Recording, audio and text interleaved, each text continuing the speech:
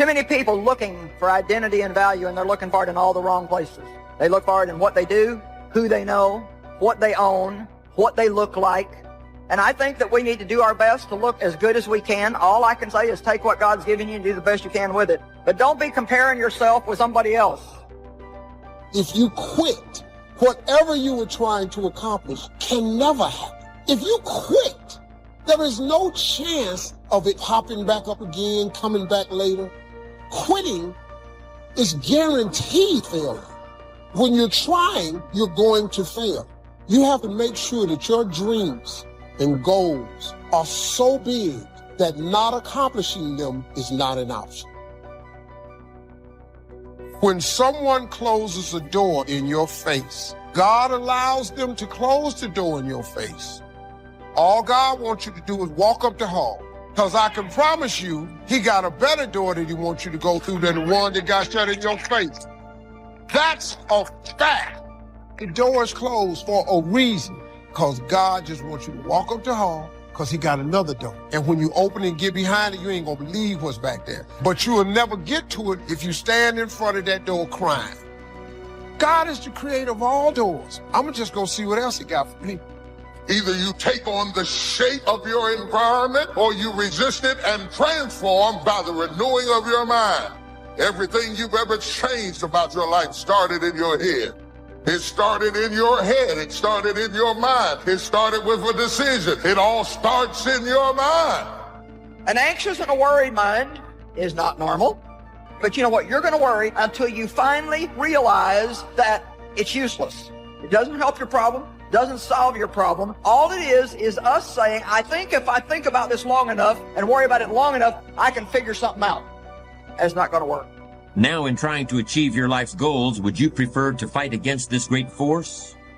Would you want to struggle against this mighty power? Or would you rather enlist this great power in your cause and make the inevitable work for you instead of against you? Time is that great power I'm talking about. Time is the mightiest force in the world, or even in the universe. Why would you ever choose to fight time when you could have time on your side? Who wouldn't want to harness the great river of time that flows through all of life? Why wouldn't you want to use the power of time to generate power in every area of your existence, to charge your every aspiration with lightning bolts of electricity, to turn the turbines of your hopes and dreams? Well, there is only one way to make time work for you, not against you, and that's with patience. So I want to challenge you to waste no more effort wrestling with other people. Your destiny, your future is not predicated on the decision of someone else. You've wasted too much of your life trying to change other people's mind about you. It doesn't matter what they think about you. God is not going to bless you by their opinion. God is going to bless you by how you see you. I must be inclined that it's somebody who's holding back on a decision, holding back on moving forward, and you're holding back because of fear.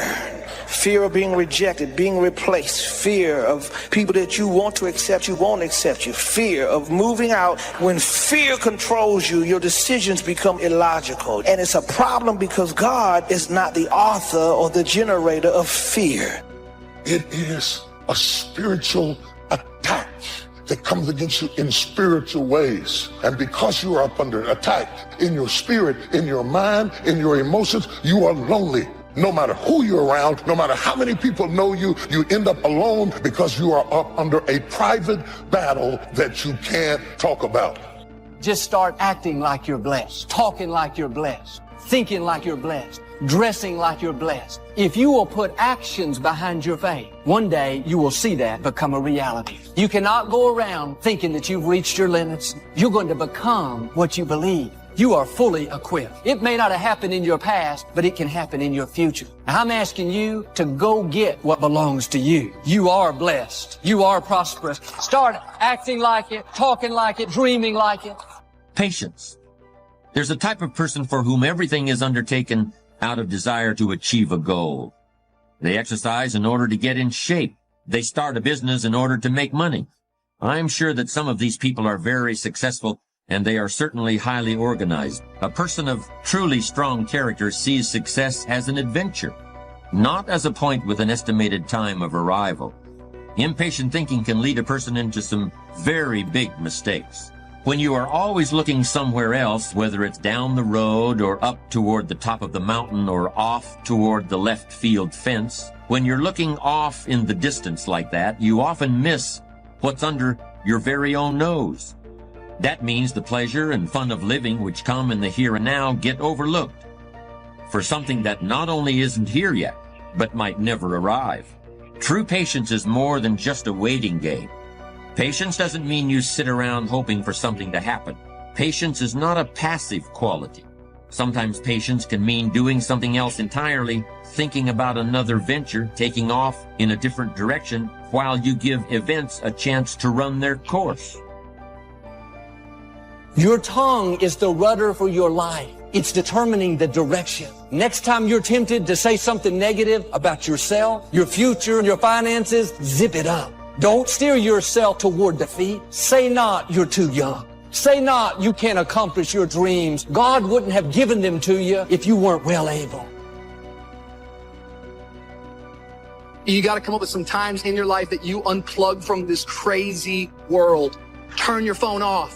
We live in a world today that's got us so focused on everybody else that we're comparing our life to everybody else's life, and anxiety and fear come whenever you start dwelling on the past and whenever you're afraid of the future. The struggle is in your mind. Slept 8 hours and you wake up still tired.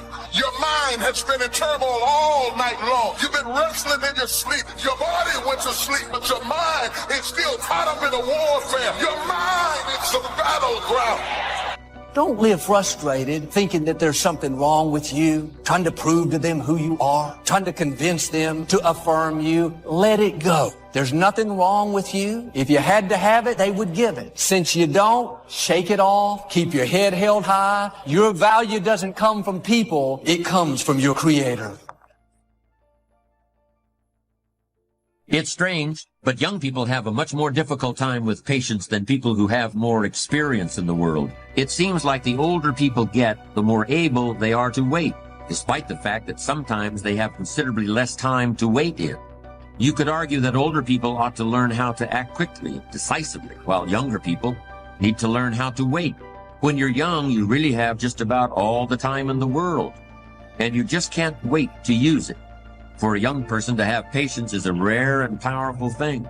How can we explain that impatience of the young? Maybe it's because when you're a teenager or in your early 20s, 1 year seems like a very long time.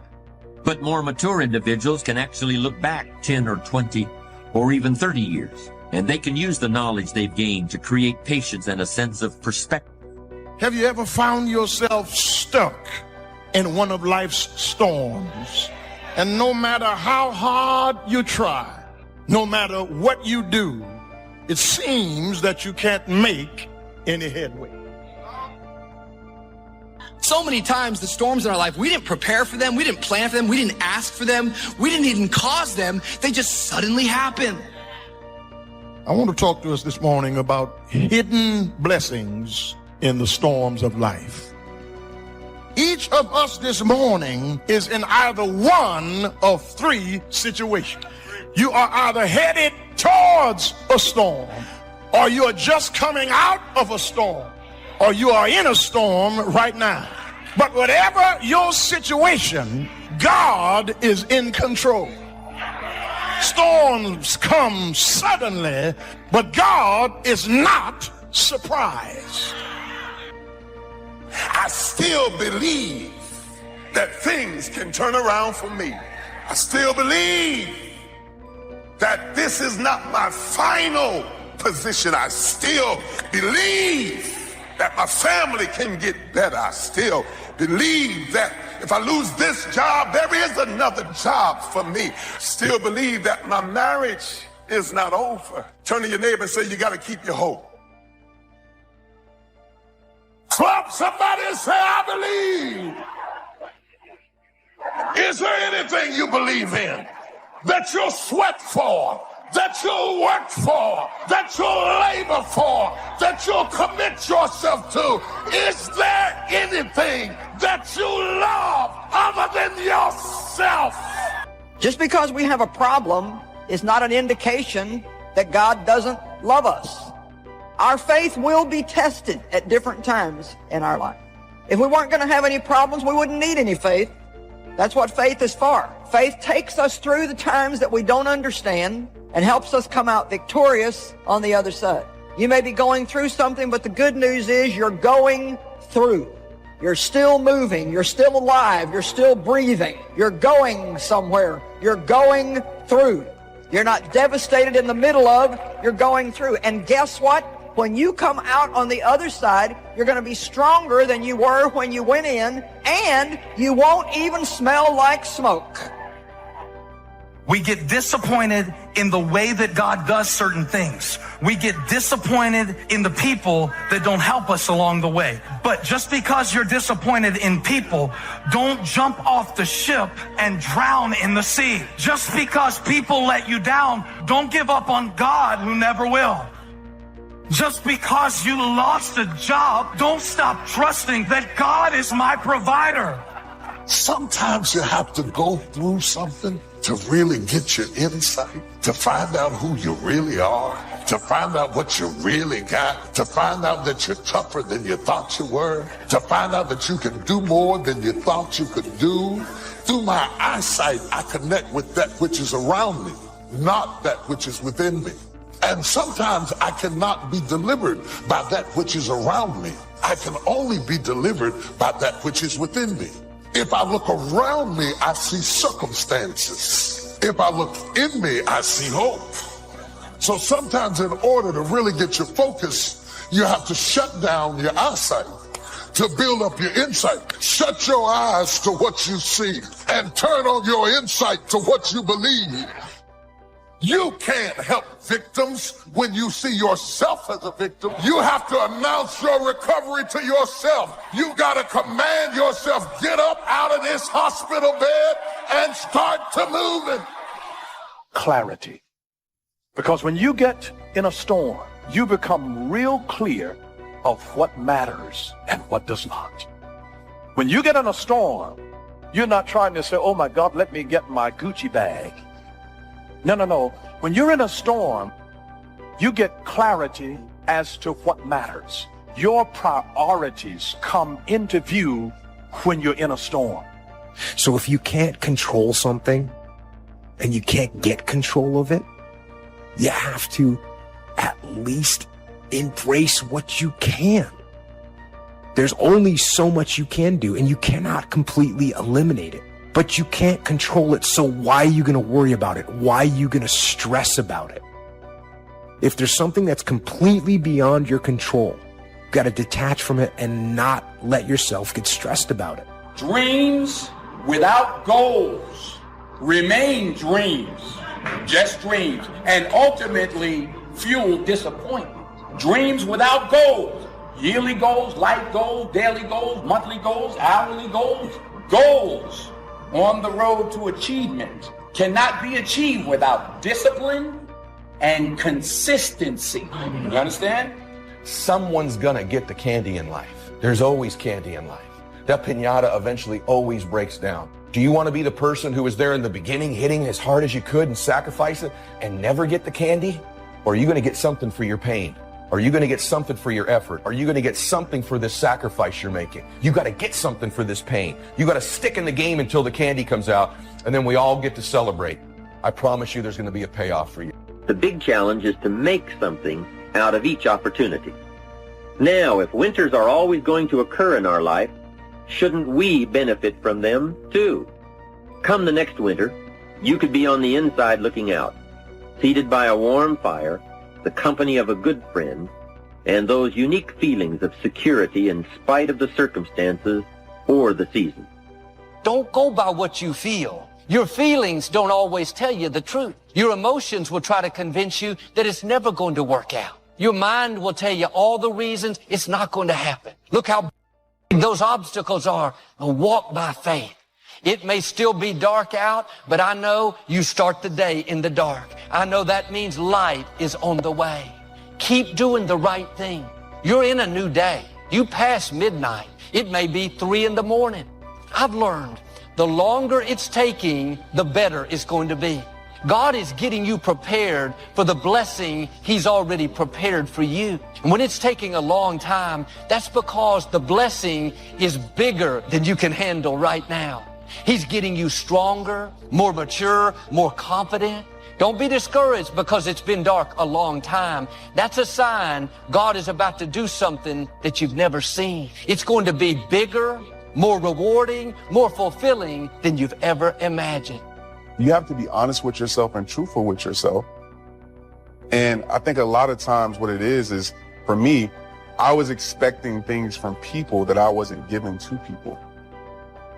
And so that's very selfish, you know? So I had to look at myself and say, you know what, this part of my personality needs to be changed and needs to be fixed. So it's that reality that you have to have with yourself and that truthfulness, and not knowing that it doesn't make you weak by admitting these things. It doesn't make you less by admitting these things. Begin to know now that the night will pass, and as you learn to grow and progress, you will better understand how to handle every night and better live every day. Don't be afraid to face the facts of life. It is not negative to understand that the winters always come. Don't clip the word impossible out of the dictionary. Don't say, I don't want to hear the problem. I don't want to see the difficulty. Don't show me the weeds. Don't say anything negative. Only see the positive. That's foolish. There is a thin line between positive thinking and kidding yourself. And remember, there's also a thin line between faith and folly. You think things are gonna just go your way? Well, they're not gonna just go your way. You gotta make them go your way. You think things are gonna just happen for you? Well, they're not just gonna happen for you. You gotta make them happen. You will become whatever you cultivate. Whatever you feed, that's what's gonna grow in your life. I'm saved, but I gotta change my diet. I'm saved, but I gotta change who influences me, who speaks into my life, who leads my mind, who determines what looks good on me, who determines what I can do and who I am. What's wrong with you is all those people who knew you win, because if they knew you win, they'll hold you to back then. I gotta go.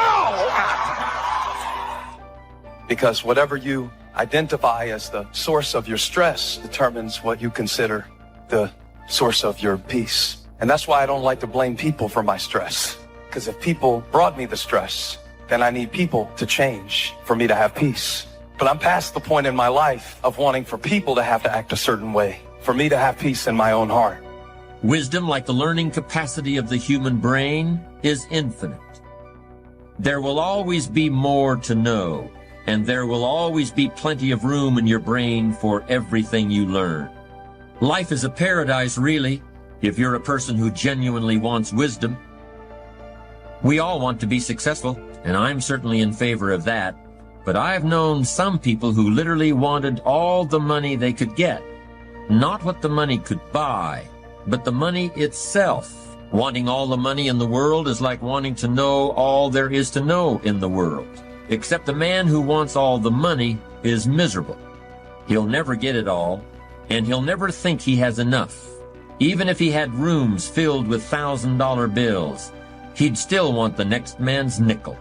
And he'd be in pain about that, filled with envy about it. The man who wants wisdom also wants to look back over his shoulder at the other guy, but he just wants to see what the other guy is reading. And if the other guy is reading a book he hasn't read yet, he's actually happy about it. He looks forward to reading it himself. You don't have to give up something in order for me to have it. You can give me your wisdom and now I'll have it, but you still have it too. When one person shares wisdom with another, neither person is diminished. In fact, both are made wiser. Giving and taking is such a basic experience for most of us. But the whole concept of giving and taking doesn't really apply to wisdom. There's no giving and taking. There's only sharing. Unlike the other things people hunger for, wisdom is very hard to visualize. We could imagine rooms full of money, but how can you picture a room full of wisdom? So easy. So easy to put things off. So easy to say, you're going to do it tomorrow. Well, I want you to reprogram your brain and tell yourself that tomorrow is not a viable option. You do it today. You get it done today. That's what you do. It's not what's happening to you that's hurting you. It is the threat of what could happen to you that is stealing every good day you got. You can't enjoy the good days because the enemy is threatening you, so you don't get any peace when things are well, and you don't get any peace when things are bad. Because when things are good, you're worried about them going bad. And when they're bad, you're dealing with what bad happened, and you haven't had any rest. You've had sleep, but you haven't had rest. You're tired when you get up. You're tired when you go down. You are up under attack. So feeling safe and feeling secure is very important to me, and I think it's very important to every single person. I think that God created us to feel safe, secure, confident, and bold. Your soul maybe has it blocked, but God did not create you for fear and worry and insecurity and a lack of confidence and extreme shyness and extreme timidity. Wisdom is not a thing you can buy, or a course you can take in school, or a degree you can earn. Wisdom is not really something you can get from another person, yet you can gain some wisdom from everyone you meet. Wisdom is something a wise man always feels he needs more of. Yet the true sources of wisdom lie nowhere but within ourselves. There are plenty of people who are too smart for their own good, people who are filled to overflowing with facts and technical knowledge, but who are sadly lacking in human understanding and common sense. What is this thing you call common sense? What is this stuff you call human wisdom? What is this thing you call strong character? I've seen people who have everything you could possibly want, every object you could dream of, everything you can drive down the street or sail on the ocean or fly through the air. But on the inside, where the real person lives, they're broke. They haven't got anything. They haven't got a clue. The rest of us must look around us for wisdom and look for it in everything we read and in everything we do and in everyone we meet. And most of all, we must look for it in ourselves. Perhaps more than any other element of strong character, wisdom is a quality that we must earn and learn on our own. Yes, wisdom is a unique component of character. If you don't have it, nobody can tell you what it is. And if you do have it, probably you'll be wise enough never to say, "I'm a wise person." Part of wisdom is knowing what you lack and looking for it and asking for it. Another part of wisdom is knowing, at the same time as you ask, that there are no final answers. There are always more questions. There are always more things and people you don't now know and haven't yet heard of or seen. So you may have that retirement package. You may have the medical benefits, the pension, the Sunbelt home, and a steady income you can live on. What good is it if you're isolated? And I don't mean just physically alone. I mean isolated from a real sense of connection with what's come before and with what lies ahead. It's here that wisdom provides very real, very practical benefits. It's wisdom that provides a sense of life's value and assurance that all the effort has been worthwhile. There's no question that we must take care of our material needs, but a fulfilled life requires meaning as well as substance. Wisdom is the fruit of experience. Experience is something everyone gets if they live long enough, but not everyone knows what to do with it. Wisdom comes from seeing the world and the people in it, and from noticing patterns and connections, and from using what other people let you see of themselves in order to understand your own self.